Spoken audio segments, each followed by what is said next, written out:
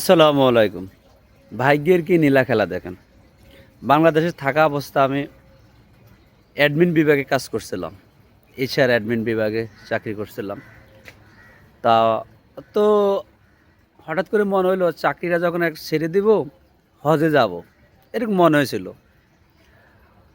তো এই নিজে একটা পাসপোর্ট করছিলাম। কাউকে ধরি নাই।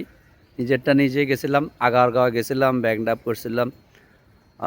সর্বোচ্চ ৳৪২০০ গেছে আমার পাসপোর্ট করতে। বিদেশ আসার কোনো আমার ইচ্ছে ছিল না। অথচ আমার নিজস্ব ভাই থাকে, ২ ভাই থাকে এবং আত্মীয়স্বজন মানে আলহামদুলিল্লাহ সবাই থাকে, বিদেশে থাকে। বেশিরভাগ সৌদিতে থাকে, দুবাইতো কম।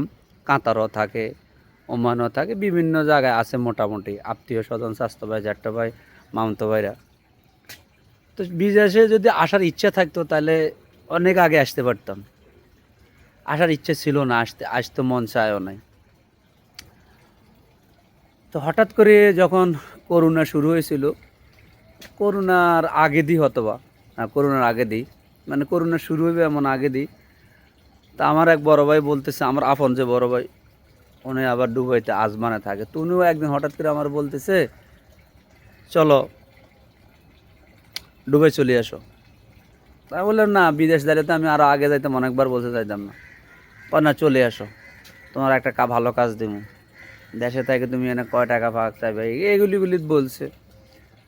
তো পরে আমি চুপচাপ হয়েছিলাম। ওমা, দেখি দে ৪-৫ দিনের মাথায়, ১ সপ্তাহ হইবে, ১ সপ্তাহের মাথায় দেখি উনি আমার জন্য ভিসা পাঠা দিছে। এ দিদি তো আশ্চর্য, আমার আত্মীয় স্বজনেরা কয় এত তাড়াতাড়ি কীভাবে ভিসা এলো। আমি নিজেও চিন্তা করতে পারি না, কারণ আমরা অনেক সময় দেখছি আমাদের আত্মীয় স্বজনেরা যাইতে আজকে যায়, কালকে যায়, এরকম যাইতে যাইতে দেখা যায় ২-৩ মাস হয়ে যায়। তো অথবা আমার ভাই, ওনার নিজস্ব লাইসেন্স ছিল, উনি আবার আপনার টাইসের, তারপর হলো আপনার ওই কী জানি কয়, প্লাম্বারের বিভিন্ন কাজকর্ম ওনার আছে। উনি ঠিকাদারি করে আর কি, ওনার নিজস্ব লাইসেন্স, হয়তোবা এই কারণে হয়তোবা উনি আমাকে তাড়াতাড়ি নিয়ে আসতে পারছে। তো আসার পরে, তো ভিসা আসার পরে আমি চলে আসছিলাম। আইসা উনি আমার দিয়ে ৫ বছর পরে, ৭ বছর পরে উনি বাংলাদেশে গেছে বিয়ে করতে। আমি আইছি মাত্র ১ মাস হইছে। তো ওনার যারা পুরাতন লোকজন ছিল ওনাদেরকে বলছে, কয় এমনি এমনি কাজ কাম তাহলে থাকবে সাথে, এর শিখাইবো, আর একজনকে দায়িত্ব দিয়ে গেছে, মানে আমারও কিছু শিখানোর জন্য আর কি। তো উনি বাইরে গেছে, বিয়ে শাদি করবে, আইব ৪-৫-৬ মাস পরে আইব। তো ওনার এক পরিচিত লোক, খুবই কাছের মানুষ আমার ভাইয়ের, উনি রান্না বান্না করে। তা আমাকে বলছে, তুমি রান্না বান্না করো। তা আমি তো রান্না করতে পারি না ভাই, আমি শুধু আপনার ডিম বেচতে পারি, পেঁয়াজ দিই, আর ভাত রান্না করতে পারি, আমি এছাড়া আর কিছু করি না। তো এরকম করতে করতে ওই লোকের সাথে একদিন আমার এই রান্না নিয়ে ওনার সাথে আমার ফাইটিং হয়েছিল। রান্না গান আমি করতে পারি না। তারপরের পরের দিন ভাইয়ের কাজও ছেড়ে দিয়েছি, ওইখান থেকে চলে আসছি দুবাই। আইসা আমার নিজের মামাকে বলছে আমাকে অন্য কোনো কাজ দেন।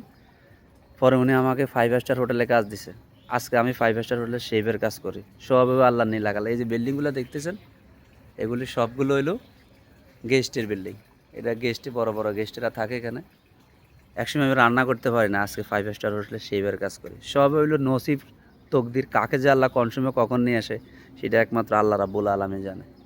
তাই সবসময় আসলে আল্লাহর উপরে ভরসা রাখবেন। আল্লাহ কখন আপনার রিজিকে কোন জায়গায় কখন যে আপনার রিজিক কোন জায়গায় রাখছে সেটা আপনিও ধারণা করতে পারবেন না। আল্লাহর উপর সবসময় ভরসা রাখবেন।